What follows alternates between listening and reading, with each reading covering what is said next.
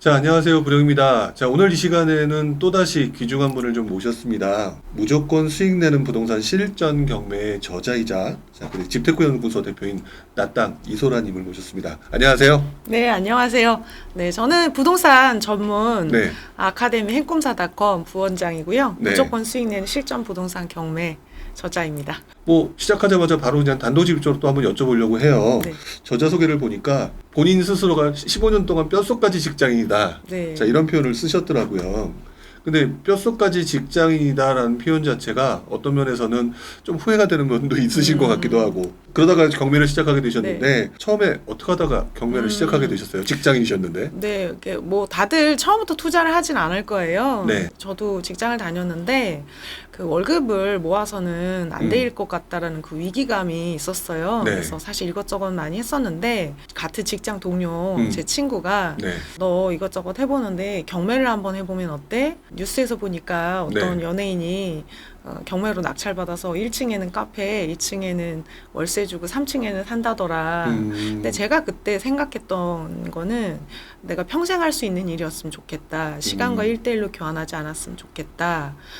이런 여러 가지 조건이 있었는데 부동산 경매는 나이에 구애가 없고 시간과 1대1로 교환하지 않고 지금 하는 일을 하면서도 할 수 있겠다라는 생각이 들어서 네. 바로 할 수 있었어요. 이렇게 네. 직장을 그만두고 해야 됐다면은 크게 망설였을 텐데 네. 하면서 할 수 있어서 바로 시작을 했었습니다. 대신에 휴일은 없었어요. 아, 임장도 가야 되고. 네네, 그러셔야 쉬는 되니까. 날은 하루도 네. 없었는데 결과적으로 봤을 때는 그 친구 덕에 제가 지금 이 자리에 있는 것 같고, 사실 여러 가지 도전을 많이 했었습니다. 그 전에. 근데 경매만 잘 됐어요.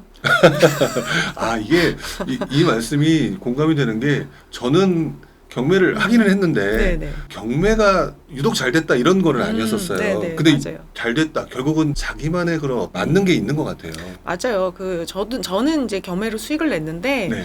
이거를 보시는 분들이 뭐 다 경매로 수익을 낼 것이라는 것보다는 네. 좀 하나의 방법이 될 수 있어요. 네. 근데 다른 어떤 대체가 없는데 뾰족한 수가 없다면 네. 경매로 해보면 어떨까? 경매는 이제 나이 제한이 없고 네. 입찰가는 숫자 많이 쓴 사람이 이기게 돼 있어요.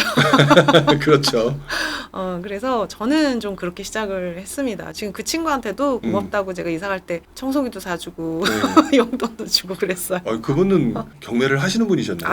안 해요.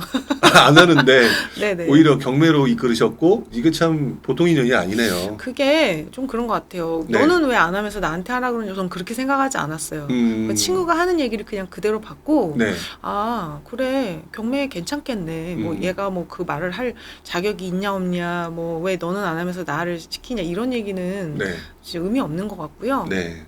내가 생각하지 못한 어떤 솔루션을 줬다. 그리고 당장 이거를 했을 때 뭔가 네. 손해 보는 게 없잖아요. 네네.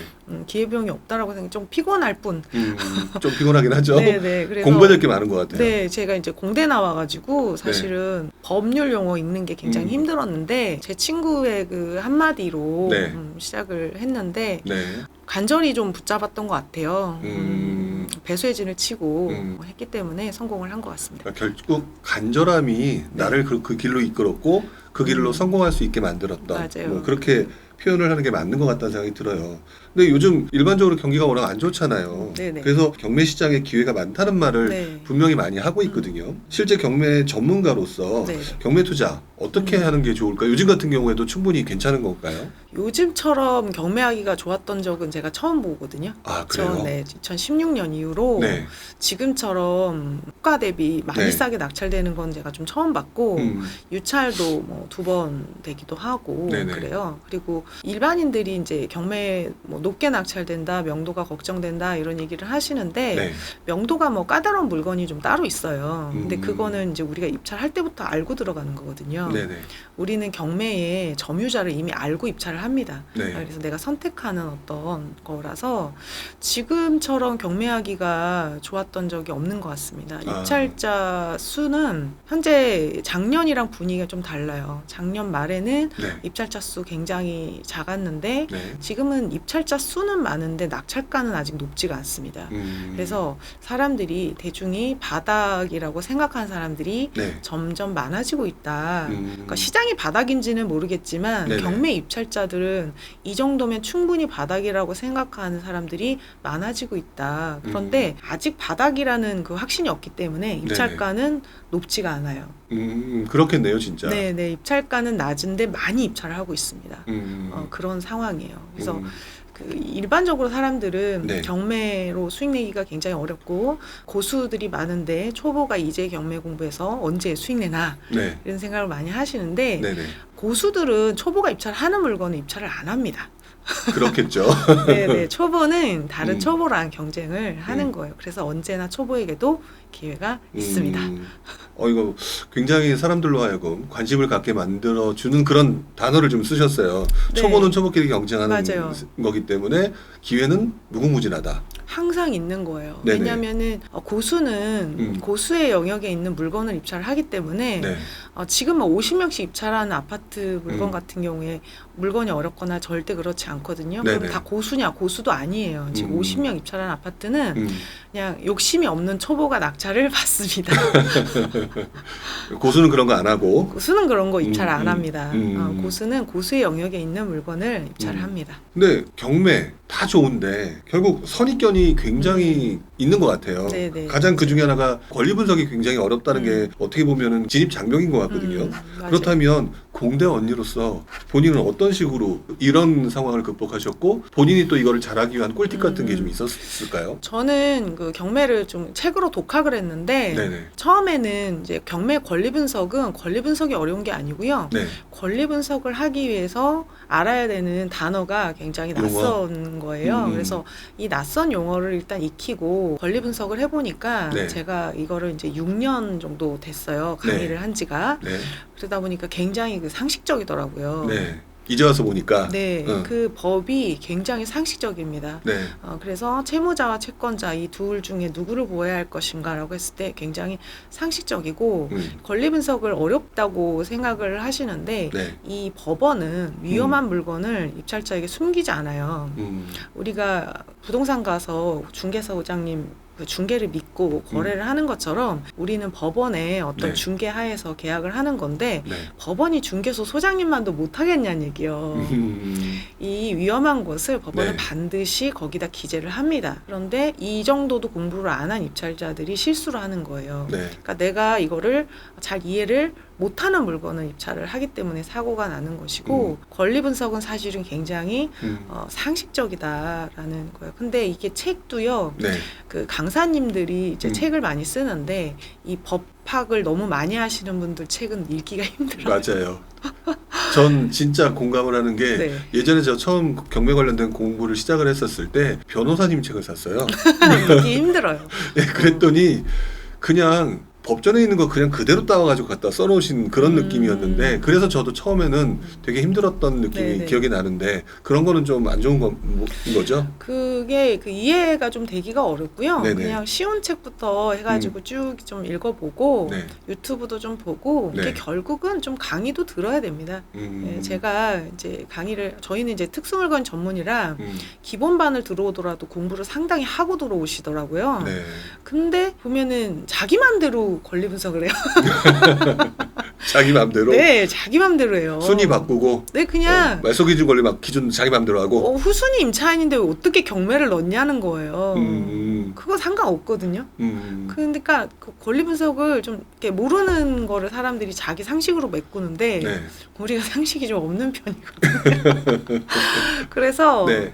그 권리 분석이라고 하는 거를 너무 이제 겁먹을 필요는 없고요. 네. 제가 이렇게 경매를 하기 위해서만 꼭 그 하는 게 아니라 네.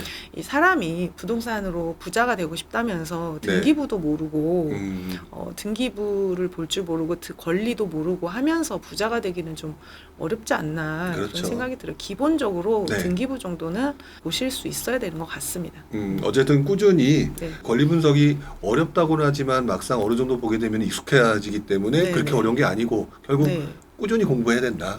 그게 좀 편해질 수 있는 좀 시간도 주셔야 돼요. 자기 자신한테. 네. 저희가 운전을 이렇게 하면 처음에 좀 많이 어렵잖아요. 그렇죠. 신호도 잘 안 보이고 이렇게 하는데 편해지면은 그 사실 아무것도 아니에요. 권리 분석은 경매에서 그냥 숨 쉬듯 자연스러운 거고 아무것도 아닙니다. 경매에서 제일 어려운 거는 네. 물건을 고르는 거예요. 아, 그렇겠네요. 돈이 될 만한 물건을 고르는 거. 네, 그거를 못해서 성공을 못하는 거지 권리 분석이 어려워서 못한 사람 못 봤습니다. 그러네요. 지금 지나가서 생각해 보니까 권리 분석 어렵다 해도 그 순간 지나면 권리 분석은 다 하는데 네. 결국에는 오를 만한 대상을 못 찾아서가 문제였던 네, 거지. 내가 입찰을 하려고 네. 하는 물건을 못 찾아서 경매로 성공하기 어려운 거지. 네. 권리 분석은 조금만 하면은 다 누구나 다 일반인을 대상으로 하고 있어요.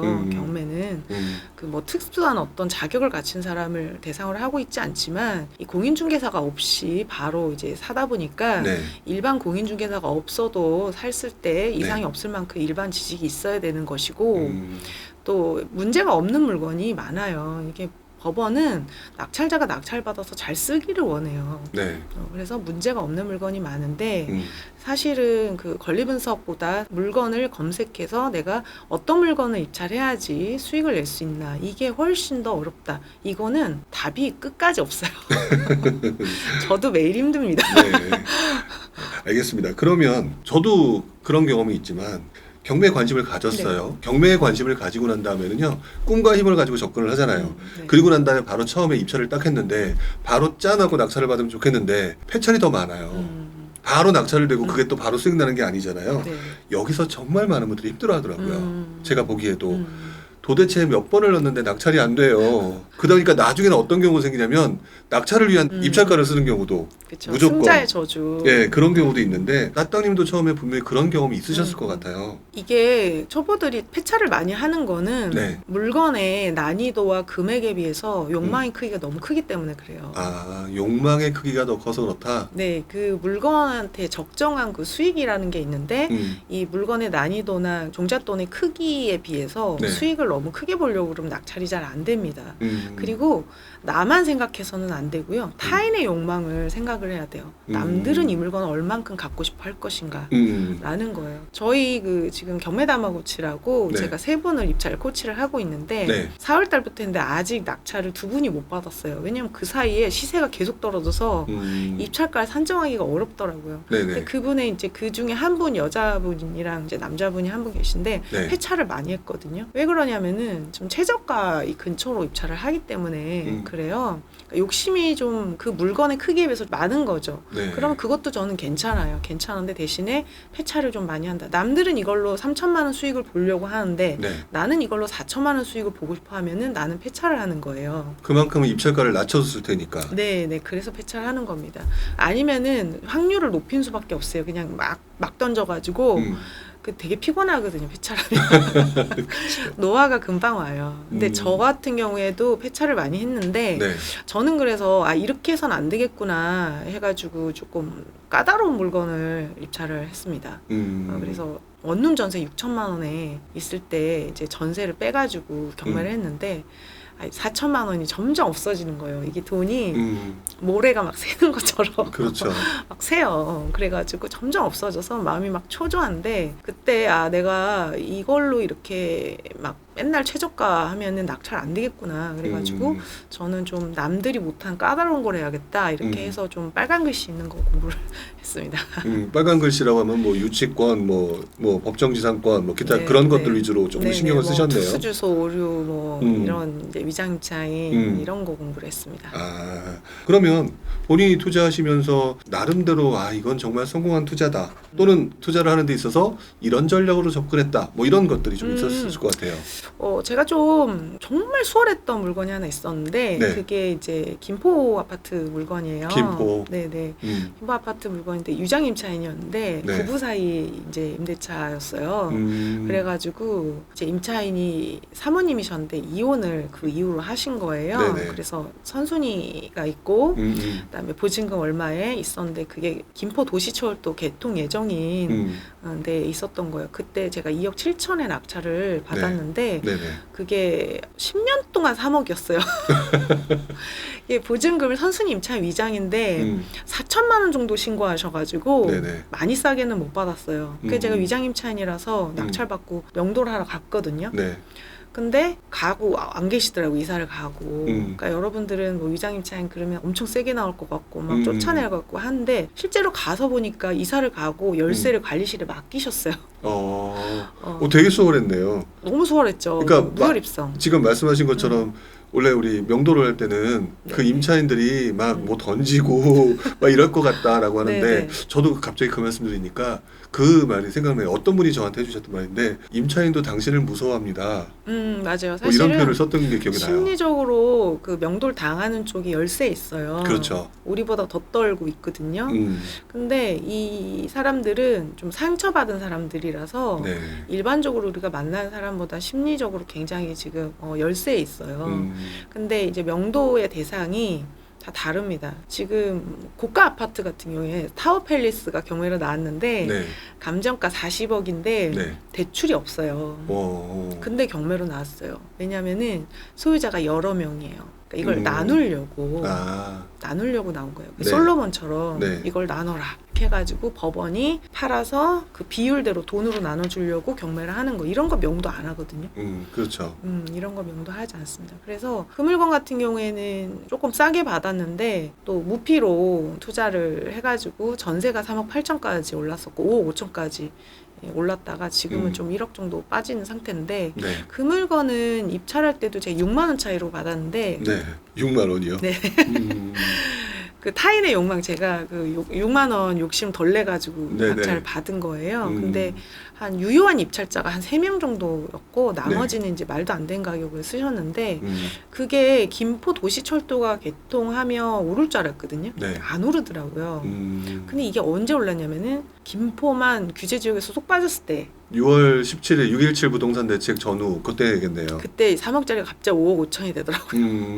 그래서 그게 조금 되게 수월했었어요. 낙찰부터 수월했고 네네. 명도도 수월했고 전세도 수월했고 다 수월했던 물건입니다. 왠지 이런 것들을 보게 되면 여러분들 경매에 관심을 이거 괜찮은데? 라고 생각할 수도 있을 것 명도가 같아요. 그렇게 이렇게 힘든 사례가 나와서 그렇지 네네. 힘드니까 나온 거예요. 텔레비전이나 유튜브 이런 데 저희도 막 그 칼 들고 나오는 이런 명도 영상 있거든요. 근데 그거는 처음부터 그렇게 될 거 알고선 입찰한 거예요. 이제 19억짜리를 5억에 낙찰을 이제 받았는데 유치권이 있어가지고 5억에 받았으니까 유치권자가 세게 나올 거를 알고 받은 것이지 그냥 낙찰 받았는데 막 칼 들고 나오고 그러지 않습니다. 자, 그러면 그만큼 이제 이것저것 받으시면서 경매에 관련된 스킬이나 기술이 늘으셨고 보는 시야도 늘어나셨을 네네. 거라고 생각이 들어요. 처음에는 어떤 투자를 했고 지금은 어떤 식의 투자를 주로 보고 계시는지 네. 뭐 이런 게 좀 궁금하기도 해요. 저는 처음부터도 그렇게 남들이 뻔히 보이는 물건은 좀 입찰을 안 했었어요. 처음부터도 완전히 이제 싸게 받을 수 있는 거, 무피로 할 수 있는 거, 막 이런 거를 전세 빼서 막 갭 투자한 사람이 어디 있습니까? 그래가지고 네. 막 처음부터 수익이 보장된 물건만 좀 까다로운 거, 남들이 입찰 못하는 거, 한눈에 수익이 계산이 안 되는 이런 물건을 입찰을 했었는데 네네. 이제 공부를 하면서 처음에는 이제 경매만 공부를 하다가 입지 공부를 하고 재개발 공부를 하고 상가 뭐 토지 뭐 여러 가지 보상 경매 뭐 이런 경매도 있고 그래요. 그래서 공부를 좀 많이 했는데 네. 작년에 공부해서 입찰을 한 거는 제가 이제 상가하고 네. 입주권 경매를 입찰을 했었어요. 입주권 경매요. 네네. 그럼 폐차를 했는데 네네. 저는 폐차를 했지만 네네. 또 부지런 TV에 구독자분들께는 네. 도움이 될 것 같아서 네. 사례를 좀 보여드리려고 가지고 왔습니다. 그러면 한번 보면서 이야기를 좀 하도록 하겠습니다. 이거는 이제 최근에 경매 낙찰된 물건 분위기 제가 보여드리려고 네. 가지고 왔는데요. 평촌이네요. 네네, 평촌에 네. 뭐 학군지랑 조금 거리가 있는데 네. 지금 2018 타경이어가지고 감정한 지가 좀 오래됐어요. 네, 감정한 지가 좀 오래됐네요. 네네. 매각일이 2023년 이제 지금 현재인데. 네네. 그래서 좀 감정가가 낮다 보니까 네. 입찰자가 51명이나 입찰을 했습니다. 가격이 싸다고 느껴지니까. 네, 5억대를 보고 네. 이제 5억에 낙찰 받으면 좋겠다. 그리고 한 40명 정도는 5억대를 현재 시세가 이렇지 않은데. 네, 썼을 거예요. 근데 네. 제가 이걸 보면서 지금 저 아파트가 되게 저가 아파트라고 볼 수는 없는데 그래도 8억대, 이게 10억대거든요. 네네. 근데 사람들이 50명이나 입찰을 했구나.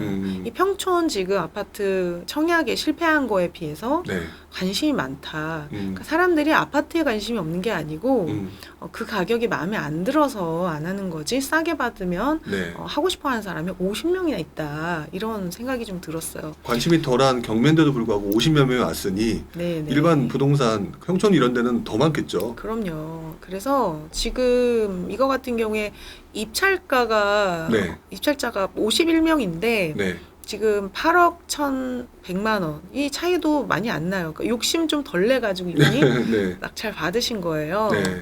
자, 이게 위치가 어디냐면은 그 인덕원 동탄선에 안양 네. 농수산물시장역 초역세권이 될 아파트입니다. 샘마을 쪽 있는 쪽이네요. 네, 여기 네. 있는 아파트인데요. 네. 인덕원 센트럴 자이 네. 옆에 있는데 이게 네. 지금 38평이 8억 1천에 낙찰됐는데 이거 35평이 9억 6천이니까 네. 네. 시세가 한 1억 정도는 싸게 받으신 것 같아요. 역세권이 될지요. 네. 네. 이게 과거에 얼마까지 거래가 됐었냐면은 11억 9천까지 거래가 됐었습니다. 네. 네. 그래서 지금 47평형만 22년도에 좀 한개가 계약이 됐었는데 네. 가격이 좀 많이 떨어졌기 때문에 네. 13억 정도 거래가 됐다가 10억 8천까지 떨어졌거든요. 네. 네. 제가 이걸 평당으로 계산을 해보니까 8억대더라고요. 8억 5천 정도가 네. 평당가로 계산했을 때 네. 맞아요. 그래서 그거보다 더 밑으로 쓰신 거예요. 네. 네. 근데 호가는 지금 10억이거든요. 네. 네. 그래서 전세가 6억 4천 최저가입니다. 그래서 갭이 생각보다 조금 많이 작다라는 거.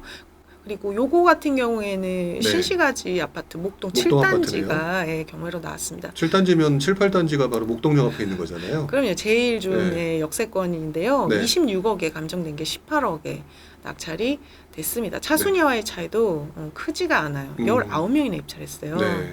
20억 정도 되는 아파트를 살려고 하는 사람이 20명이나 있어요. 그렇네요. 네네. 이게 보시면 7단지 지금 시세가 가장 낮은 게 27억이고 이게 7단지 같은 경우에는 2,500세대나 되기 때문에 역이랑 거리에 따라서 가격 차이가 나요. 네. 그러면은 지금 경매로 나온 게 22동이라 역에서 되게 가깝거든요. 네네. 그럼 제일 먼 거 있잖아요. 네. 제일 먼 게 24억 8천이 지금 호가예요. 네. 그리고 거래도 24년 4월에 25억에 거래가 되고 20억 이하로 거래가 된 적이 없습니다. 네.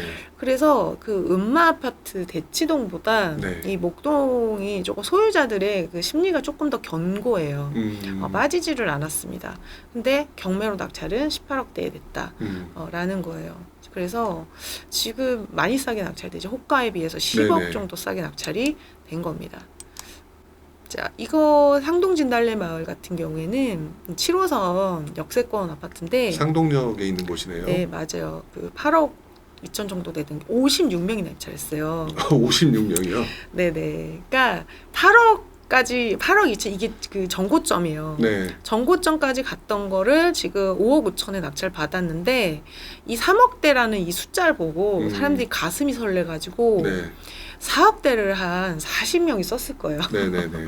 그래서 56명 입찰했고 5억 5천에 낙찰됐는데 놀라운 가격입니다. 이 가격은 전고점 전세가예요. 전고점 전세가다. 네, 전고점 전세가에 지금 경매로 낙찰됐습니다. 그래서 지금은 8억까지 가던 게 시세가 많이 떨어져서 6억대에도 있는데 지금 네. 1층이 네. 6억 2천, 6억 9천인데 5억대는 없어요. 네네. 물건이. 얼마나 싼 거예요. 1억을 싸게 받는다는 거는 근데 더 싸게 받으려고 4억대 써가지고 패찬한 거란 얘기잖아요. 그렇죠. 네. 그 사람들은 낙찰 받으면 어떡하나 떨면서 입찰해요. 지금 제 생각에 네. 상동에 5억 6천에 지금 작년에 전세 계약하신 분들이 5억 6천에 네. 전세를 살고 있거든요. 그러면은 자기가 지금 전세 사는 가격이 경매로 낙찰되고 있다는 거예요. 네네. 그러면 경매로 전세가에 낙찰받으면 되지 않을까. 전세 들어가는 것보다는 차라리 네. 낙찰 받아서 편안하게 내 집에서 그럼요. 사는 게 낫다. 그럼요. 그리고 전세 자금 대출을 받았다면 전세 자금 대출보다 보금자리 대출이 유리해요. 훨씬 더 싸겠죠. 전세 자금 대출 금리가 지금 6.6% 7%입니다. 근데 보금자리 대출은 금리가 5%예요. 네네. 그래서 훨씬 나을 것 같다. 이런 생각이 좀 들어요. 네. 이거는 신반포 아파트가 경매로 낙찰이 됐었는데 네. 이분이 41억을 썼었어요. 6월 달에. 29억이었는데 네. 근데 41억에 했다. 네, 이게 20년도 감정이니까 네. 41억, 이게 45평형이거든요. 네네. 이게 평당 9천만 원대면은 맞아요, 이 가격이. 네. 근데 이분이 잔금을 미납을 하셨어요. 음. 이 보증금을 찾으려고 노력을 많이 하셨는데 네. 못 찾으셨어요. 보증금 얼마예요? 3억. 왜냐면 네. 이 혼자 낙찰 받으신 거예요. 그 떡값이라고 하잖아요. 요 네. 차이를 그 네네. 11억 정도를 떡값을 이제 먹다 보니까 네. 너무나 비싸게 받았나? 그러니까 네. 현금 40억이 있으셨다는 거예요, 이분은. 이땐 대출이 안 나왔잖아요. 네네. 그래서 현금 40억이 있던 분이 이 가격에 받았는데 미납을 하시고 낙찰이 얼마 됐냐면은 25억 4,700에 낙찰이 됐습니다. 너무 싸지 않나요? 그렇죠. 5천만 원대예요. 이게 그 여기 아파트거든요. 네. 바로 원베일리 바로 건너편이에요. 네. 지금 34평이 최근 거래 22년 10월 32억에 거래가 됐었습니다. 네네. 45평이 25억 정도에 낙찰됐으니까 음. 많이 싸게 낙찰되는 거죠. 그렇죠. 요게 이제 요새 분위기고요. 이게 지금 작년에 제가 입찰을 네. 했었던 물건이에요. 그러니까 이건 부령님이- 빌라하고 가격대가 좀 낮은 인천이네요. 네네. 이제 부령님이 처음에는 어떤 투자했고 지금은 음. 어떤 투자했냐라고 했을 때 제가 작년에 입찰을 했었던 물건입니다. 네. 20타경이 있고요. 이거는 지금 3,500만 원. 네. 그러니까 보증금 350만 원으로 입찰을 네. 할 수 있었던 물건입니다. 이거 같은 경우에 무슨 3천만 원짜리 오래된 빌라를 입찰하시나 이렇게 생각을 하실 수도 있는데 지금 토지는 없고 네. 건물만 있는 거라 이렇게 감정가가 낮아요. 이 물건은 네, 그러네요, 진짜. 특이한 물건입니다. 이렇게 돼 있어요. 산구 6구역 주택 재개발 대지 사용권이 없다라고 되어 있고요. 재개발에 의한 프리미엄 미반영했다라고 되어 있습니다. 지금 산구 6구역 같은 경우에는 이주를 하고 있습니다. 그래서 재개발 빌라입니다. 거기다가 그 밑에 보니까 조합원으로서 지위가 유지되고 있다라고 딱 적혀 있네요. 네네. 근데 이게 약간 애매한 물건이에요. 네. 이게 약간 애매합니다. 그래가지고 지금 여기 20년도 2월 9일 사실조회 확인서에 하면 조합원 지위가 있다라고 되어 있는데 네. 이게 토지 소유자가 따로 있어요. 아, 토지 소유주가 또 따르고 있구나. 네, 토지 소유자가 따로 있고 이 네. 건물의 소유자들이 또 다 따로 있습니다. 그래서 제가 옆동도 다 등기를 떼봤거든요. 네네. 근데 옆동은 다 대지권이 있더라고요. 네네. 근데 이 동만 없어요. 이 동만 음. 전체가 없어요. 네. 그래서 제가 이 동 건물도 다 떼어봤거든요. 네. 이 동이 다 없어. 그래가지고 이게 어떻게 된 건지 봤더니 토지에 대해서 문제가 있는 상태로 그냥 이제 건물을 짓고 살았던 것 같아요. 근데 재개발이 되다 보니까 입주권 여부, 네. 그러니까 토지만 가지고 있을 때, 건물만 가지고 있을 때 이게 입주권의 조합원 지위에 네. 대해서 좀 생각을 좀 해봐야 되는데 그렇죠. 제가 사실은 이 물건 입찰하기 전에 이 비슷한 물건 때문에 이 물건을 한번 조사를 했었어요. 네네. 육구역 조합원 사무실에도 좀 가봤었고, 자 여기 보시면은 이제 감정평가에 입주권이 없는 세대로 되어 있습니다. 이게 왜 그러냐면은 이 감정평가 할 때는 언제 20년이었어요. 네네. 20년이어가지고 그때는 이제 뭔가가 없었는데 네. 22년에 제출된 사실조회서에선 있다라고 되어 있잖아요. 네네. 제가 봤을 때 이거는 좀 애매한데 조합원을 품기로 한 것 같아요. 그래서 입주권을 주는데 대신에 5구를 준 것 같습니다. 그래서 제가 이거를 물어봤을 때 네. 5구이다라고 네. 얘기를 했고, 사실 토지 소유자가 따로 있어서 이 어떻게 될까 이제 법률상 원인 없이 해서 막 이게 막 확정 판결 있다 이렇게 나와 있는데 네. 이 경매를 집어넣은 채권자가 토지 소유자더라고요. 네. 제가 등기를 다 떼어가지고 막 봤어요. 근데 네네. 경매를 낸 사람이 토지 소유자다. 그러니까 토지 소유자가 강제 경매네요, 진짜. 네네네. 제가 이제 등기를 다 떼어봤는데 채권자가 누군가, 그리고 그럼 대지권이 없으면 대지는 그럼 누구한테 있나 이걸 다 떼어봤는데 토지 소유자가 경매를 넣었어요. 그러면은 그림이 딱 나오는 게 그러면은 대지 지료를 가지고 채권을 가지고 경매를 넣었구나. 네. 그러면은 지료는 내가 안 줘도 되겠다. 그쵸. 낙찰받으면은 충분히 이 채권 안에서 지료를 다 소유자가 받을 수 있기 때문에 지료는 내가 안 줘도 될 것 같다. 이렇게 해서 입찰을 했었습니다. 그래서 이거는 지금 여기요. 3969 자이힐스 하늘채. 네. 이 아파트가 될 거였고. 위치는 굉장히 좋은 곳이죠. 그 인천에서는 네, 1호선, 3069요. 네네, 1호선, 7호선 라인이 이제 좋은데 여기가 이제 주거벨트가 신축으로 이제 쫙 들어오게 되면서 이게 산곡도안이잖아요. 그래서 네. 여기가 쫙 들어오게 되는데 여기가 다 그 산곡 4구요. 그 위에는 청천. 네, 이렇게 네. 해서 계속 연결되잖아요. 네, 여기가 이제 주거벨트가 네. 쫙 연결이 되고 요 밑에 이제 군부대도 네. 없어지면서 굉장히 좋아질 텐데 또 여기 위치가 좋잖아요. 네. 그래서 이 물건 입주권이 나온 겁니다. 네. 입주권 경매. 그래서 지금 프리미엄이 한 2억 정도. 이게 지금 최근에 7호가 프리미엄 2억으로 나왔는데 전에 전고점에 5구도 프리미엄이 2억이 넘었었어요. 그래가지고 감정가가 네. 지금 3,500만 원보다 더 작게 2천만 원 정도로 조합원에서 인정이 된다고 했을 때 네. 5구의 조합원 분양가가 이거잖아요. 네. 2억 6천. 그러니까는 프리미엄 지금 1억 1천 정도에 낙찰 받았으니까 네. 프리미엄 플러스 감평가, 권리가에 이렇게 했을 때 프리미엄을 한 9천 정도 네. 주고 산 꼴입니다. 네. 그래서 아마 요거 분양가에 대해서 모자란 건 분담금을 내야 되는 그런 물건이었었어요. 좀 특이한 물건이죠. 네.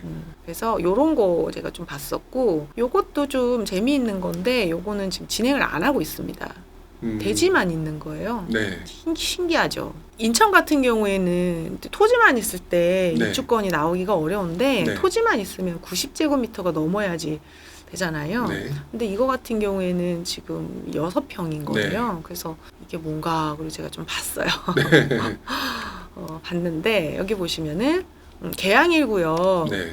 이 구역 내 토지인데 지금 소유자가 8사를 신청한 조합원 입주권 프리미엄을 포함한다라고 되어 있고요. 네. 이게 왜 토지만 가지고 있는데 어떻게 입주권을 받았지? 그리고 제가 또 등기를 다 네. 띄워봤어요.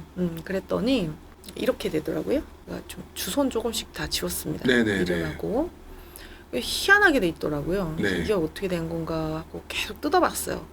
그때 불현듯 드는 생각이 네. 이거는 원래 빌라에 있던 대지 지분인데 건물이 철거가 되면서 토지만 남아서 이렇게 나왔구나. 아, 그렇겠네요.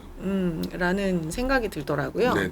그래서 빌라 소유자 다 20분의 1, 뭐 20분의 2 이렇게 있는 거예요. 그러니까 네. 열채였던 거예요. 빌라가 열채인데 그 중에서 온전한 소유는 20분의 2 지분을 가지고 있는 거고 공동 소유 가지고 계신 분들은 20분의 1씩 이제 네. 가지고 있는 게 돼요. 어디인지 봤더니 이렇게 봤더니 유난히 인꼬 빌라가 산 사람이 많더라고요. 네네. 그러니까 얘가 원래 인꼬 빌라였던 거예요. 원래 인꼬빌라였다. 네네. 원래 인꼬 빌라였는데 음. 지금 건물을 부수고 건물이 남아있지가 않고 토지만 남았으니까 경매로는 네. 저렇게 있는데 사실은 원래 건물과 토지가 있었던 온전한 물건이었고 네. 이 물건을 조사할 때는 인꼬 빌라 그 원래 있었던 평수에 대한 빌라 감정가액을 계산을 해서 프리미엄을 계산해서 입찰하는 물건이었었습니다.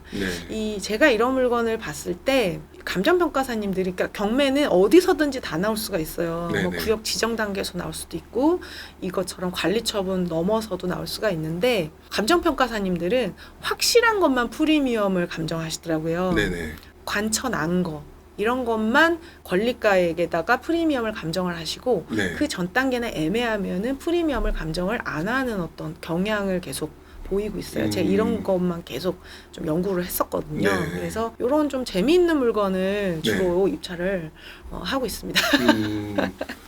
나름대로 재미있네요, 진짜. 네네네. 그냥 단순히 경매를 시작했다가 네. 점점 이렇게 깊숙이 다양한 그리고 남들이 안 할 만한 것들. 아우 이거 어려워, 난 안 볼래. 이런 것들 집중적으로 타겟팅을 하셨네요. 네, 아까 제가 이제 고수는 초보가 입찰하는 거 입찰하지 않는다라고 했는데 이거는 네. 이제 경매만 알아서는 입찰할 수가 없고 네. 이제 재개발에 대한 어떤 지식이 동시에 갖춰져 있을 때만 입찰을 할 수 있는 물건이에요. 그래서 일반적으로 사람들이 아파트 싸게 받아서 뭐 매매 단타하거나 이제 2년 보유하고 팔고 뭐 이런 거를 생각을 하실 수도 있는데 네. 이 경매가 아파트만 있는 건 아니거든요. 그렇죠. 그래서 재미있는 게 많이 있습니다. 뭐 상가도 있고 보상 경매 하시는 분들은 또 보상 경매만 또 하시고 네네. 재미있는 게 많아서 자기가 이렇게 아는 거 안으로 이렇게 너무 이거를 제한하지 않으셨으면 좋겠어요. 아니 진짜 이 말씀에 되게 공감을 하는 게 경매하시는 분들이 조금 약한 부분이 경매라고 하는 권리 분석을 통한 어떤 특수 물건까지 그 정도까지 외에 추가적으로 영역을 확장하시는 경우가 많지 않았었어요. 네네. 근데 지금 말씀을 들어보니까 지금 재개발까지 어느 정도 소화가 되시니까 그것들을 경매와 접목시켜서 훨씬 더 싸게 낙찰을 네. 받아서 수익을 낸다 이런 쪽으로 확장하신 거잖아요. 네네. 아 그래서 확실히 전문가는 맞구나 이런 생각을 좀 해보게. 불인입니다.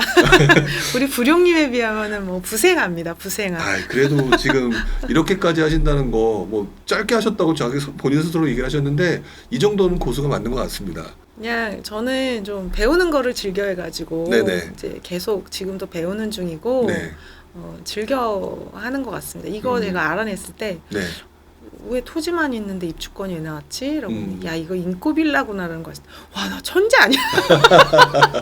등기 보고 이거 인코빌라 대지 지분이 나온 거야? 그리고 이제 인코빌라 막 찾은 거예요. 네. 그랬더니 주소지가 딱 같은데 있더라고요. 그래서 실거래도 있고 몇 년까지 있고 그 뒤로 실거래가 없어요. 네네. 그래서 그러니까 이런 걸 찾으면서 이 돈을 벌어야 되는데 재미를 네. 막 찾다 보니까 네네. 이상한 것만 찾아요.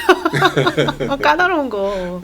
남들. 저도 그래서 이런 거 볼 때 예전에 저는 로드뷰를 역으로 돌려서 보는 걸 되게 재밌어했었어요. 네네네, 맞아요. 네, 지금은 평평한 땅인데 옛날에는 뭐 빌라가 들어가 있는 네. 이거 여기 빌라 있던 단지구나 뭐 이런 것도 판단할 수 있잖아요. 저도 이제 그런 것들 몇 번 낙찰은 못 받았습니다. 그게 뭐 사실 저도 이제 낙찰이 폐찰도 많이 하고 그랬는데 네. 1년에 한 개만 잘 받으면 되지 약간 이런 생각으로 했었어요. 그때 제가 월급 200만 원이었는데 네. 아유 뭐 1년에 2천만 원 그렇게 해서 벌면 내가 1년 일한 거랑 똑같잖아. 그렇죠. 그러니까 이렇게 직장 다니면서 하는 거니까 좀 여유 있게. 근데 이게 전업 투자 만약에 다른 소득이 없이 한다 그러면은 마음이 네. 조금 쫓길 수는 있을 것 같아요.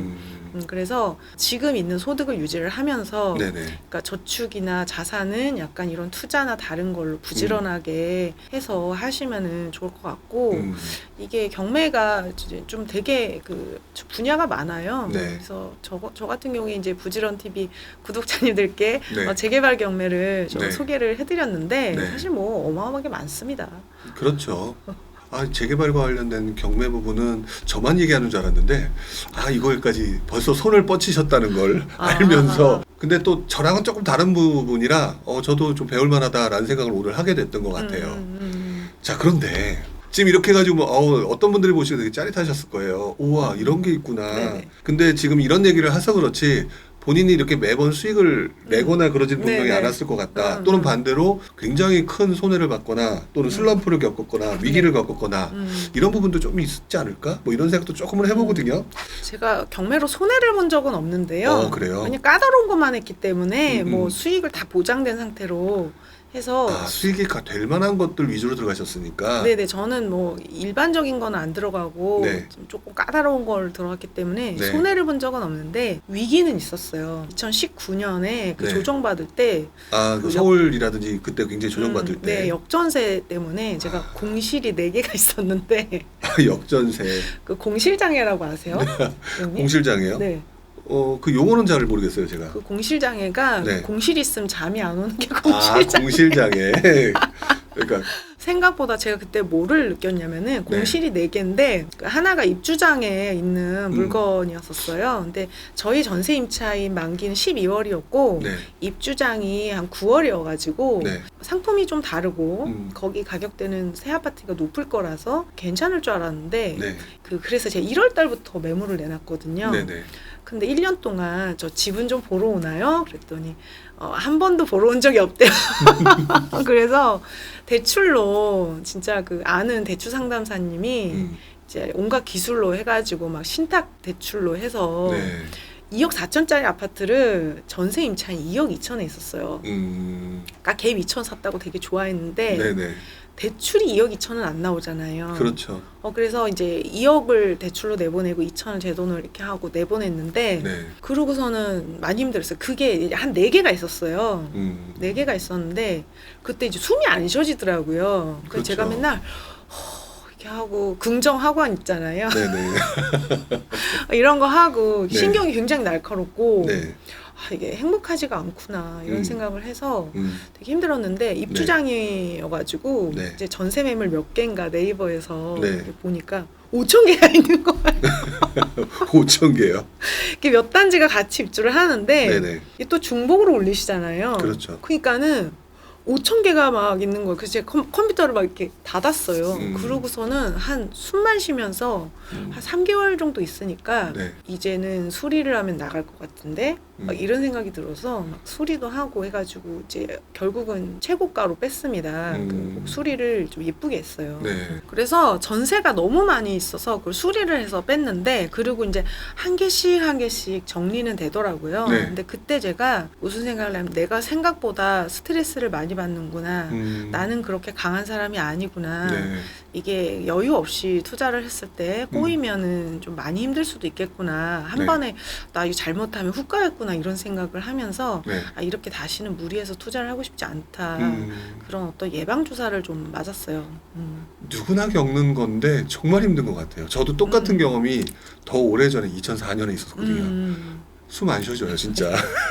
네네. 우리가 또 네. 이렇게 막 줘야 되는데 못 주고 그러면은 그쵸. 이렇게 마음이 많이 불편해요. 그렇죠. 그래서 그때 제가 그런 걸 겪었기 때문에 사실은 이번에 네. 전세 많이 떨어지고 이렇게 했을 때 큰 피해 없이 사실은 항상 내가 감당 가능한 수준만 보유를 해가지고 네. 남들 막 살 때 네. 나는 무서워서 못 사겠는 거예요. 아파트가 무서워요. 그 아프니까 아파트다 뭐 이런 얘기 들어보셨어요? 네. 그래서 그때 막 2021년에 막 공시가격 1억이야 뭐 막 유행하고 할 때 네. 제가 못 샀던 게 네.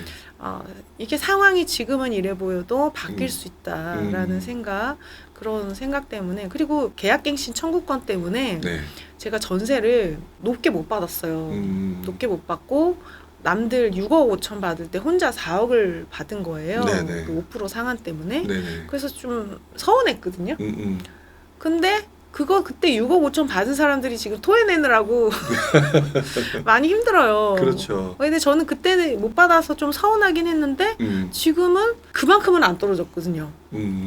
그래서 참 그 사람이 그때는 그래 보였는데 세웅지 말하고 네. 그때는 전세 높게 못 받아서 속상했는데 지금 와서 보니까 아유 근데 제가 그거 받았으면 또 뭐 했을 거 아니에요. 벌려놨을 거예요. 그리고 이게 겨울 그 하락을 안 겪어본 사람들은 네. 우리 이제 선배님들이 겨울 추워 많이 춥다 힘들어 그렇게 막 하는 거 아니야 그렇게도 몰라요. 맞아요. 그 이제 18년 이후로 막 투자 19년, 20년 이럴 때 한 사람들은 오르는 것만 봤지 떨어지는 걸 한 번도 전세도 떨어지는 걸 본 적이 없는 사람들은 네. 이게 말로만 그렇지 뭐 입지가 좋으면 안 떨어질 거야 뭐 지방이나 떨어지지 이런 데는 안 떨어 이렇게 생각을 하는데 그렇지가 않거든요. 네네. 그래서 그 겨울이 추운 건 겨울을 맞아본 사람만 알지 맞아요. 사실은 몰라요. 그래서 그런 경험이 있어서 이제 네. 제가 지금 조금 무리한 투자를 안 하고 약간 보수적인 성향으로 바뀌었고 네. 제가 유치권 상가를 하나 입찰을 하려고 했었어요. 네. 5억짜리 상가인데 유치권 때문에 1억까지 떨어진 거예요. 네. 그게 100평인데 제가 와 이거 받으면 나 진짜 파이어 할 수 있겠구나. 네. 여기다 영어 유치원 들이면 딱 좋겠다. 막 이렇게 하고 갔어요. 갔는데 유치권자 점유를 하잖아요. 네네. 근데 직접 있진 않아요. 근데 점유를 문을 잠가놨는데 용접으로 붙인 거예요. 용접으로. 네네. 그러니까 그 강성인 거예요. 돈을 받겠다는 어떤 강한 의지. 그래서 제가 이거를 입찰하고 싶다. 근데 소송까지 이제 각오를 해야 되는 물건이 그 강하니까. 그래서 네. 이제 저희 변호사님께 여쭤봤어요. 봤더니 힘들대. 그거는 그 음. 물건 힘들어 하지 마라. 다른 거 하세요. 이거는 많이 힘듭니다. 근데 제가 그때 돈이 빠듯했어요. 그러니까 잔금을 낼 수 있는데 소송까지 가려 그러면 조금 너무 빠듯했어요. 네네. 사실 조금만 여유가 있었으면 제가 입찰을 했을 거거든요. 아 그래요. 소송까지 각오하고서. 네네. 왜냐면은 욕심에 눈이 멀어서 욕심에 눈이 멀어서 위험한지 알면서도 네. 유치권 있는 거 아는데 5억짜리 1억에 받으면 음. 수익이 날 거야 이렇게 생각하고 네. 그때 위험하다고 하셨는데도 사실 빠듯한데 괜찮을 것 같다라고 했으면 사실 들어갔을 거예요. 근데 변호사님이 그거 좀 많이 힘들다. 네. 그거 나도 아는데 그 물건 좀 힘들다 이렇게 해서 변호사님 힘들다고 하시고 돈도 좀 부족하고 네. 그래서 입찰을 못했는데 음. 그게 좀 소송이 잘 안 되고 해결이 잘 안 된 거예요. 그래서 저는 돈이 없어서 입찰을 못했는데 네. 그때 당시에 제가 못해서 되게 막 분하고 서운하고 막 그랬는데 지금 와서 보니까 아 내가 그거 잘못 들어갔었으면 훅 갔겠구나. 큰일 날 수 있었겠구나. 네 그런 네. 생각을 좀 하게 됐어요. 자 그러면 어쨌든 지금 굉장히 훅 갈 수 있었던 얘기, 역전세 많아서 숨이 안 쉬어졌던 얘기 이렇게 얘기를 해주셨는데 또 그만큼 또 반대적으로 이 경매 네. 투자를 하면서 뭐 강의도 하시고 수강생들을 네, 보면서 네. 느끼시는 그 것들이 있으실 것 같은데 초보자들이 가장 많이 하는 실수가 뭐라고 생각하세요? 초보자들이 가장 많이 하는 실수는 네. 사실 뭐 권리 분석에서는 이제 임차인의 권리를 좀 오해해가지고 인수되는 임차인 이런 거 오해해서 좀 잘못하는 경우, 그다음에 이제 물건에 대한 어떤 가치 판단을 잘 못해서 네. 하는 경우. 근데 뭐 낙찰을 받기가 쉽지가 않으니까요. 실수를 해서 손해를 봤다기보다는 도전조차 못한 사람이 더 네. 많은 것 같습니다. 자 그리고 나땅님 같은 경우가 뼛속까지 직장인이라고 네, 하셨으면 직장인인 경우는 돈이 사실 별로 없잖아요. 네네. 그 돈이 없는 가운데서는 결국에는 소액으로밖에 투자를 할 수밖에 없는 거였잖아요. 네네. 그러면 나땅님 같은 경우는 그 소액으로 투자를 딱 하고 나면은 사실 바로 또 투자를 하기 어려웠을 것 같아요. 돈이 네네. 없으니까. 네네. 근데 계속 투자를 해서 돈을 벌었어야만 했을 것 같은데 그런 경우를 어떤 식으로 해서 연결을 시켜 나가셨어요? 저는 그래서 좀 무피 투자할 수 있는 것만 했었어요. 무피 투자. 네네. 그래서 물건이 이제 컨디션이 나쁘지만은 음. 투자금이 계속 그 돌아올 수 있는 거를 좀 했었는데 그거는 사람에 따라서 다른 것 같아요. 이게 좀 성격이 바지런한 사람들은 네. 가만히 있으면 몸살이 나요. 그렇죠. 그런 사람들은 이제 조금 자기가 이렇게 바지런하게 움직이는 걸 하고 또 이게 업무가 바쁘고 막 몸이 많이 지치시는 분들은 사실은 그냥 한다는 거에 위안을 받는 거지 열심히 한다고 돈이 다 잘 벌리고 그런 건 아니에요. 가만히 있는 게 나을 수도 있거든요. 네네. 여기 수강생분이 2억짜리 도봉구 아파트를 팔아가지고 이제 지방을 내려가셔서 제주도에서 네. 펜션 사업을 하셔가지고 돈을 벌어가지고 오셨어요. 이제 네. 조금 힘드니까 다시 오셨는데 자기가 팔았던 도봉구 아파트가 8억이 된 거예요. 네. 근데 몇 년 동안 6억을 벌었냐 못 벌었어. 그러니까 가만히 있는 게 좀 나을 수도 있어요. 근데 우리는 이제 뭔가를 한다는 거에 굉장히 위안을 받아요. 그래서 이거의 그 근본을 보면은 불안이에요. 그렇죠. 이거의 그거는 불안이다. 그래서 저 같은 경우에는 투자금이 계속 이제 들어오는 것만 투자를 했어서 물건이 막 좋거나 그리고 외곽이고 그래가지고 많이 좀 맨날 역전세하고 전세 잘 안 나가고 조금 힘든 투자를 했었는데 어쨌든 소액 투자자가 한 번은 지나가야 되는 네. 그런 거고 만약에 제가 지금의 그 눈에서 네. 소액 투자로 하고 싶다라고 한다면은 네네. 그 솔루션을 드립니다. 뭐로 드리냐면은 네. 물건 번호가 많은 물건을 공략하라. 물건 번호가 많은 물건을 공략하라. 네. 이 물건 번호가 무엇을 의미하는 걸까요? 이제 물건 번호라고 하는 거는 한 사건에 딸려 있는 물건이 많은 경우인데 예전에 작년에 그 제주도에 타운하우스가 24개가 한꺼번에 나왔었어요. 한 동이. 네, 한 단지가 다 나왔어요. 단지가. 한 단지가 그 인테리어 회사가 그 채권으로 해서 강제 경매로 나왔는데 네. 그 분양가가 3억 8천이었던 게 1억 8천에 낙찰됐거든요. 그러니까 대출이 경매에 대출 많이 나온다라고 했을 때 그런 게 많이 나오는 거예요. 왜냐면은 LTV는 경매 감정가나 KB 시세의 90%, 뭐 70%, 50% 뭐 이렇게 나오는데 이거 같은 경우에는 50% 정도의 낙찰을 받다 보니까는 네.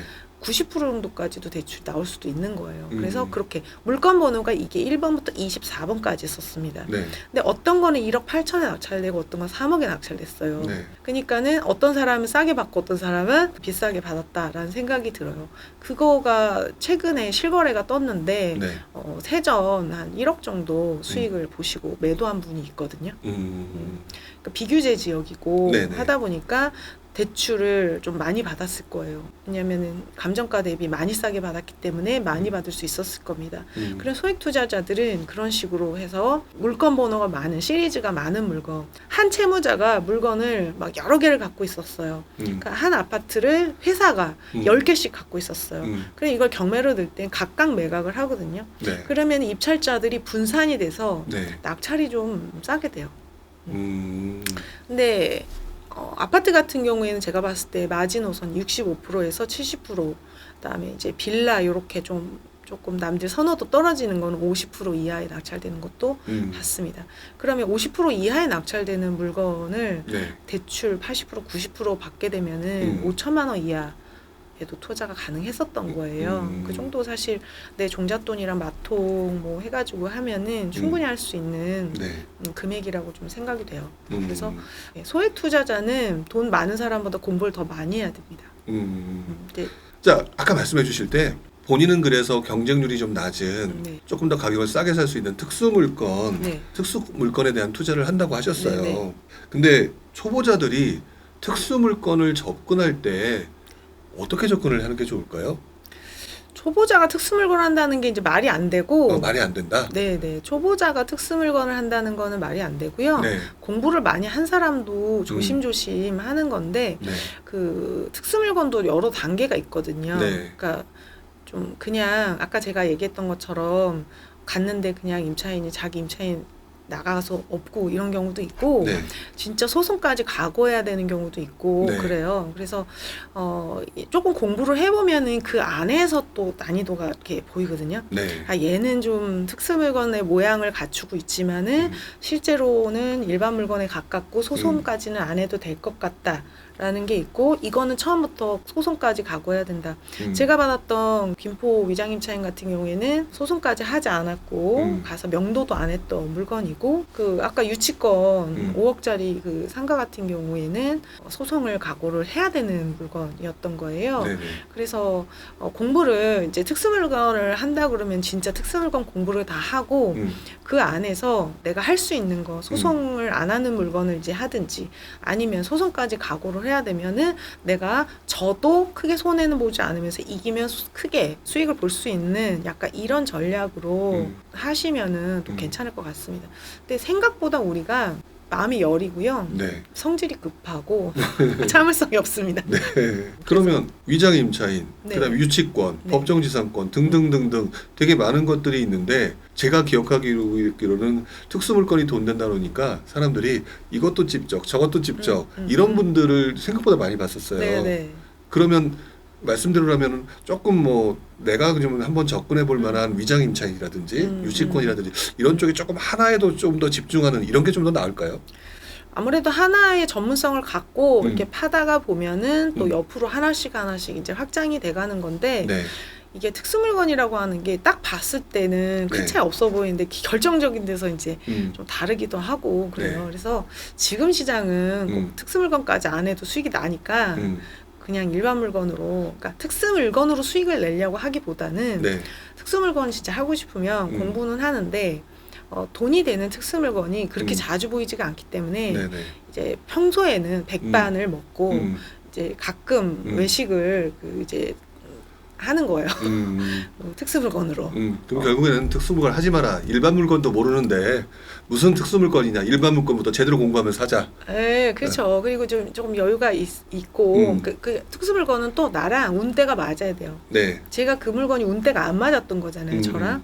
그래서 내가 돈이 있을 때 그 물건이 또 지나가야 되는데 네. 그것만 하려고 기다리고 있으면 기회가 오지 않으니까 네. 일반 물건을 베이스로 해서 공부를 하되 네. 내가 정말 내 가슴에 팍 안기는 그런 물건이 있으면 그때는 준비가 돼 있는 사람은 할 수가 있을 거예요. 네. 그래서 그런 식으로 접근을 하시는 게 좋은 것 같습니다. 네, 알겠습니다. 어쨌든 뭐든지 차근차근 단계를 밟아나가는 게 가장 맞는 거 아닌가 이런 생각을 좀 해보게 되는 것 같아요. 얘기 속에서 계속 나왔던 얘기가 명도 얘기가 나오고 네네. 있어요. 저 역시도 처음에 명도가 제일 부담스럽더라고요. 저는 오히려 권리 분석은 쉬웠어요. 사람 만난다는 게 왠지 그쪽도 무서워하겠지만 저도 무서워. 좀 부담스러운 그런 게 되게 그랬던 것 같거든요. 아마 경매를 부담스러워하시는 분들이라면 당연히 부담스러워하는 것 중에 하나가 가장 부담스러워하는 것 중에 하나가 명도라는 생각을 하게 되는데 명도를 하는 데 있어의 노하우 또는 딱 보고 아 이건 명도가 쉽겠구나 이런 것들이 뭐가 있을까요? 있어요. 이 사람들이 경매에 대해서 이제 불편함을 느끼는 게 한 3가지 정도 이유가 있는데 첫 네. 번째는 이제 권리 분석에 대한 부담, 그다음에 두 번째는 명도, 세 번째는 경제적 약자를 이용해서 내가 이제 돈을 번다는 어떤 그 도덕적인 죄책감 뭐 이런 게 있을 거예요. 근데 네. 구령님도 명도를 하는 게 힘든 게 아니고 어려운 사람을 내가 이렇게 내몬다는 그런 느낌 때문에 힘드셨을 거예요. 인천 빌라에서 많이 아, 인천 빌라를 입찰하셨어요? 예전에 인천 빌라 했죠. 그때 또 한때 유행이 하는 부분이기도 했었고 거기서 많은 스트레스를 받았던 것 같아요. 저도. 매도 잘 되셨나요? 매도요? 잘 안 된 것도 꽤 있었던 것 같습니다. 저는 인천 빌라는 한 번도 해본 적이 없습니다. 아까 그런 것만 했었어요. 저렇게 입주권 경매만. 아까 그 인천이었지만 입주권이었었잖아요. 네네. 그러니까 명도하고 이런 물건은 아닌 거예요. 네. 근데 그 3가지 이제 불편함이 있는데 네. 일단은 명도는 난이도가 정해져 있습니다. 처음에 들어갈 때부터 이게 등기를 보면은 무슨 캐피탈, 카드 막 이렇게 있으면 소유자인데 이렇게 있으면 아 소유자가 경제적으로 좀 많이 힘들구나. 이게 내보낼 때 자기가 좀 많이 형편이 어렵다라고 해서 내가 봤을 때 마음이 아플 수도 있겠다라는 생각을 할 수도 있고요. 네. 명도를 쉽게 하고 싶으시면은 네. 이제 임차권 등기가 있고 주택도시보증공사가 이미 이제 준 경우 그러면 이거는 임차인이 사실 돈을 받고 이미 나갔습니다. 이사를 나갔고 주택도시보증공사에서는 배당만 되면은 열세를 바로 줘요. 그래서 명도를 하지 않습니다. 그 담당자랑 얘기만 하면 돼요. 이제 그런 물건을 할 수도 있고 또 어떤 거는 이제 아까 공유물 분할을 위한 경매 네. 같은 경우에 소유자들이 돈이 없어서 지금 아까 10만 포 아파트 공유물 분할을 위한 경매예요. 네. 돈 때문에 나온 게 아닙니다. 그래서 소유자들이 자기 이게 부자야. 부자인데 네. 지금 이제 증여 같은 걸 하면 소유자가 여러 명이니까 네. 이거를 이제 법원에서 나눠라. 솔로몬처럼 나눠라. 이렇게 해가지고 팔아서 넘기는 거예요. 네. 그래서 그런 것도 명도를 하지 않습니다.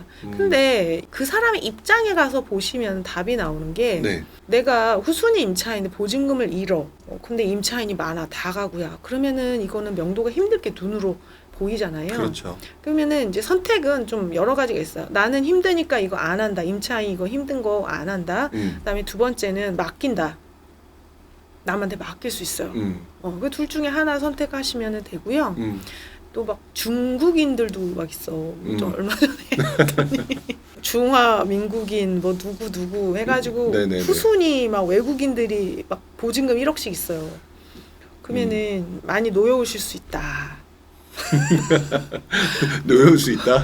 그거는 제가 직접 하지 말라고 그래요. 저희는 네. 이제 법무법인이니까 네. 그 명도하시는 사무장님이 계세요. 그래가지고 그 정도는 직접 하지 말라. 맡겨라. 이렇게 얘기를 하고 있고 네. 또 너무 어려운 경우가 사실은 명도하기가 제일 어려운데 네. 저희 그 수강생분이 그렇게 해서 명도를 하러 갔더니 아이 아빠가 애 셋을 키우면서 혼자 네. 있는데 엄마는 이제 가출을 하시고 애 셋을 혼자 키우는 집을 명도를 해야 되더래요. 그래서 집을 얻어주시고 명도하셨다고 하더라고요. 집을 얻어주고 명도했다. 네, 네. 사실은 이제 그 경제적으로 어려운 사람 거를 가지고 경제적인 이익을 취한다는 그 도덕적으로 막 남이 이렇게 손가락질은 할 수 있어요. 네. 근데 실제로 그 사람을 도와줄 수 있는 사람은 경매 낙찰자밖에 없더라고요. 네네. 근데 내가 직접 갔는데 너무 형편이 어려운 게 내 눈에 보이면은 수익 좀 덜 생각하시고 네. 그렇게 조금 더 다시 재기할 수 있도록 힘을 주고 이렇게 명도를 부드럽게 할 수도 있습니다. 이게 저희 사무장님이 얘기해 주셨는데 명도하신 사무장님이 저희는 조폭도 명도하니까 얘기했어요. 사무장님 어떻게 하면 명도 잘할 수 있나요? 그랬더니 명도 강의 들을 돈을 이사비를 주시면 바로 이사 간다고 이렇게 하시더라고요. 이 실화인데 낙찰을 받으시고 전화를 했대요. 그래서 점유자한테 제가 이사비 좀 많이 드릴 거예요. 근데 500만 원부터 시작하는데 늦게가 나가실수록 이사비는 줄어들 겁니다. 그리고 딱 끊었는데 다음날 새벽 6시에 저 이사했다고 연락이 온 거예요. 네, 이 심리를 또 되게 잘 아시는 분이라는 생각이 들어요. 네. 그래서 그 이사를 그렇게 할 수 있는 건 아닌데 이 이사비를 많이 주면은 바로 네. 나간다. 너무 무리한 요구를 하시는 분도 가끔 있습니다. 그렇죠. 그러면은 이제 그거는 이제 강제 집행을 해야죠. 보면 되게 다양한 얘기들이 이렇게 오고 가는 것 같아요. 이게 경매도 이게 사람 사는 분야다 보니까 이런 일도 있고 저런 일도 있고 결국 무조건 다 답답하거나 어려운 상황은 있는 건 아니다 이런 생각이 드네요. 그럼요. 그게 뭐 법원이 팔고 나몰라라 하진 않아요. 네. 근데 이제 그거를 내가 좀 불편하고 그 사람 이제 약자를 가지고 이익을 취한다는 불편함이 있는데 네. 사실 그 사람은 집이 있으니까 나온 거거든요, 경매로. 우리 수강생분들은 평생 집이 없는 분도 있어. 우리가 더 어려운 거 아닌가? 이런 생각이 들어요. 그럴 수도 있겠죠. 네네. 일단 경매 강의를 하시면서 많은 수강생들이 도대체 나땅님은 어떤 식으로 물건을 찾을까 이런 거에 대해서 굉장히 궁금해하실 것 같아요. 네네. 그 자기마다 그 검색법이 다른데 네. 이 똑같은 것만 계속 보게 돼요. 네. 내가 이제 어떤 룰을 정하지 않으면. 근데 제가 이제 수강생들한테 제시를 드리는 거는 네. 자기 돈에 맞춰서 검색을 할 수도 있고 네. 아니면 내가 아는 동네나 관심 있는 동네 지역을 지도로 검색을 할 수도 있고 네. 물건을 가지고 뭐 상가 그다음에 얼마 이상 이렇게 돈이 정해져 있잖아요. 네네. 내가 할 수 있는 돈이. 그러면은 종잣돈 내가 1억이라고 했을 때 대출 80%뭐 70% 받는다고 했을 때 레버리지의 비율이 있잖아요. 네네. 그러면은 내가 80% 받는다고 했을 때 5억 이하만 입찰할 수 있겠구나. 그러면 5억 이하. 그다음에 평수는 집이라고 한다면 그래도 15평 넘어야 되는 거 아닌가? 15평 이상. 그 이하를 하게 되면은 이제 완전 너무 작은 것도 나오기 때문에 그거 이상, 얼마 이상, 얼마 이하 이렇게. 그리고 또 너무 금액대를 낮은 건 빼는 거예요. 이상한 물건이 많거든요. 너무 낮은 거는. 네. 그래서 내가 집을 사고 싶다라고 했을 때는 평수를 얼마 이상, 그다음 내가 갖고 있는 돈의 3배에서 5배 정도를 해가지고 서울이면 서울, 경기도면 경기도, 인천 이렇게 해서 지역별로 이렇게 검색을 하실 수도 있고요. 네. 저는 검색을 어떻게 하냐면 지도 검색을 많이 해요. 지도로. 네네. 저는 이제 집만 보거나 뭐 이것만 보거나 하진 않거든요. 네. 그래서 그냥 지도를 보고 이 위치에 뭐가 나왔지라고 그 아까 산곡 그 물건도 지도를 보고 찾은 거예요. 이 위치면 괜찮은데 네. 이제 봤더니 좀 특이한 어떤 게 있더라고요. 네네. 그래서 그런 식으로 지도 검색을 저는 많이 하는데 지도 검색의 단점 뭐냐면 거기를 안 가보면 물건이 안 보여요. 거기를 가봤어야 되는 거예요. 그렇죠. 네네. 머릿속에 뭔가가 그 동네의 지리가 또는 거기에 호재가 뭐가 있거나 맞아요. 이걸 알아야 되는 거겠죠. 그래서 땅을 내가 밟은 데서만 기회가 오는 것 같습니다. 자, 어쨌든 그런 식으로 지도 검색이라든지 이런 식으로 좀 많이 본다 이런 네네. 얘기를 해주셨는데 지금 경매 투자하신 지 꽤 오래되셨잖아요 이제. 얼마 안 됐습니다. 그래도 꽤 오랜 시간 동안 네네, 열심히 네. 노력을 하신 것 같은데 같은 시기에 경매 투자를 했어도 나땅님처럼 성공하신 분이 있고 그렇지 못한 분들도 분명히 계실 것 같아요. 네. 나랑 같이 수업 들었던 사람. 네네. 그 차이는 무엇 때문이었다고 생각하세요? 이게 투자금이 없을 때도 공부를 하는 사람이 많지가 않은 것 같아요. 아, 공부하는 사람이 별로 많지 않다. 네, 저는 돈이 없을 때도 계속 공부를 했기 때문에 네네. 지금 계속 있을 수 있는 거고요. 네. 투자금이 없는 순간이 오는데 우리는 돈이 있는 시간보다 없는 시간이 많거든요. 네. 그러니까 돈이 없을 때 내 마인드랑 멘탈 관리를 어떻게 하느냐에 따라서 이게 벌어지는 것 같아요. 네. 이 사격이나 양궁 같은 경우에 보면은 실제로 이거를 딱 쏘는 순간은 굉장히 찰나인데 네. 이 찰나를 완벽하게 만들기 위해서 몇 년을 내 공을 닦잖아요. 그렇죠. 올림픽 선수들이. 네. 그러니까 투자도 그렇더라고요. 내가 실제로 이거를 결정하는 그 순간에 최고의 퍼포먼스를 내기 위해서 네. 이 돈이 없는 순간에 계속 어떤 공부와 인사이트, 그다음 시장에서 멀어지게 되면은 보기가 힘들어요. 그래서 네. 이거를 계속 해야 되는데 사람들은 실제로는 내가 돈이 없으면은 돈이 없는데도 공부하는 사람이 굉장히 없다.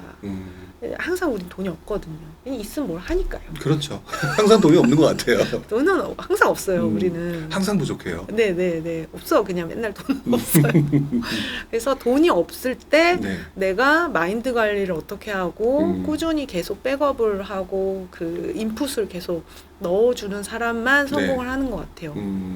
진짜 맞는 것 같아요. 꾸준히 노력하는 사람들이 결과론적으로 어떤 나중에 판단을 하는 데 있어서 굉장히 빠른 판단을 하게 되는 것 같더라고요.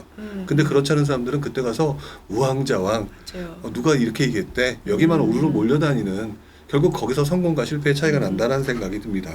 자, 이렇게 해서 굉장히 긴 시간 동안 우리 나땅님하고 얘기를 좀 나눠봤는데요. 마지막으로 이제 막 부동산 시장에 그리고 경매 투자에 관심을 갖는 분들한테 꼭 한 말씀을 해주시고 싶다라고 하는 말씀을 한번 들어보도록 할게요. 네네. 제가 그 경매 강의를 하고 이제 부동산 학원 부원장으로 있으면서 네. 굉장히 초보 부동산 들어오시는 분들 많이 만나요. 네. 그런데 이제 꿈은 커요. 꿈은 큰데 실제로 내가 그 대가를 좀 치르지 않는 거예요. 네. 이것도 해야 되냐, 공부할 게 많네요, 막 이렇게 얘기를 하시는데 자기가 원하는 그 부의 크기가 얼마인지 한번 생각을 해보시면은 내가 1년에 1억 정도 수익을 보고 싶다라고 했을 때 네. 그러면 연봉 1억인 직장인이 어떻게 일을 하는지 생각을 해보는 거예요. 네. 그대 스스로를 고용하라 이런 거예요. 내가 사장이라면 나한테 나처럼 일하는 직원한테 1억을 주겠나. 하나의 직업이거든요. 네. 투자는. 내가 일을 하면서도 다른 직업을 갖고 있다라고 생각을 해야 되는데 연봉 1억인 직장인이 일하는 만큼 부동산 투자나 이런 거에 하면 연봉 1억 충분히 벌 수 있다고 생각하거든요. 근데 그 정도를 안 하고 대충 하고 사기만 해도 공부도 안 했는데 아무거나 샀는데 오르고 막 이런 거를 원하면은 결과가 랜덤으로 와요. 행운이 계속 오진 않거든요. 그래서 자기가 원하는 1년 수익 금액을 생각을 했을 때 그 정도 급여를 받는 직장인이 며칠 동안 몇 시간을 일해야 그 돈을 벌까 1년 동안 이 생각을 했을 때 투자에 부동산에 이런 공부를 그 정도 시간을 들이면은 그 정도 수익 내는 거 어렵지 않지 않을까요? 네. 저도 그 말씀에 동의하죠. 근데 진짜로 속된 말인지 모르겠지만 날로 먹으려는 분들이 많아요. 날로 먹으면 좋죠. 저도 날로 먹고 싶죠. 근데 네. 날로 먹는 게 안 된다는 걸 아니까 네. 그만큼 노력하게 되는 것 같아요. 그리고 제가 테니스를 좀 치는데 네. 공이 날라오는데 선생님이 이런 얘기를 하시더라고요. 공을 만들어서 치래요. 그 말이 맞는 게 날라오는 공은 지 맘대로 날라와요. 그러면 높이나 나와의 그 거리, 공의 높이 이런 위치를 내가 만들어서 치는 거지 공한테 일이 나한테 치기 좋게 보내줘야 되는 거 아니냐. 왜 일로 안 보내주냐. 나 백핸드 못하는데 왜 일로 보내. 그런 게임이 안 되잖아요. 그럼 게임이 아니라 앙탈이죠, 앙탈. 100% 내가 거기다가 맞춰야 되는 건데 그 성공을 뭐 환경 이래야지 내가 성공할 수 있다. 이래서 내가 성공을 못하는 거다. 이렇게 해서 내가 시도를 할 수가 없다라는 핑계를 대면은 절대 네. 성공을 못하고 네. 오는 기회에다가 100% 내가 맞추면은 성공을 하는 것 같습니다. 어떤 방향으로 오든지 간에 내가 거기에 대처할 수 있을 정도로 나를 맞춰라. 네. 그게 맞는 거겠네요. 그러면 성공합니다. 마지막 말씀이 참 인상 깊었던 것 같아요. 테니스 공이 날라오는데 내가 원하는 대로 오진 않는다. 그러니 그 공을 또 상대편으로 쳐넘겨서 이기기 위해서는 내가 그 어디로 올지 모르는 공을 가지고 내가 맞춰서 넘길 수 있도록 해야지 성공할 수 있는 게 아닌가 네. 이런 생각을 해보게 되네요. 자, 어쨌든 오늘 이렇게 해서 우리 부동산 경매 전문가이신 나땅 이소라님을 모시고 이야기를 나눠봤는데요. 자, 오늘 얘기가 저로서는 또 한 번 여러 가지 생각을 하게 만드는 그런 시간이었다라고 생각이 들고요. 여러분들도 굉장히 많은 도움이 되셨을 거라 이런 생각을 해보게 됩니다. 이번뿐만 아니라 다음번에도 또 기회가 되면 또 한번 모시고 싶다는 생각이 들었어요. 감사합니다. 네, 언제든지 제가 또 그 요청드리면 한번 나와주셨으면 좋겠다 이런 생각을 했는데 해주실 거죠? 그럼요. 네, 알겠습니다. 여러분 고맙습니다. 다음에 뵙도록 하겠습니다.